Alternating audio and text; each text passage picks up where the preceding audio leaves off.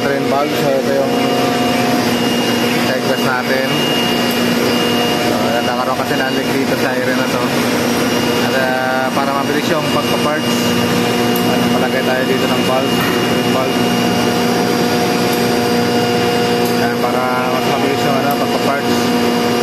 So sarado mo lang tong isolating valve, itong nasa ibabaw, saka yung nandito sa baba.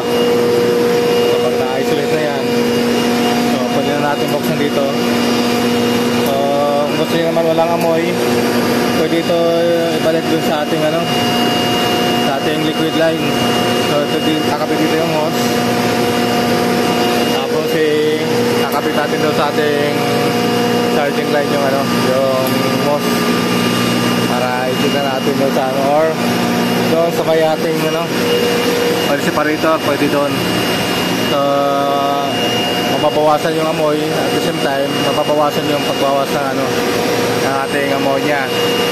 So yun yung mga bagong technique na sinishare namin, para at least magkaroon kayo ng idea paano mag-parts ng ating ammonia nang walang masyadong tapon.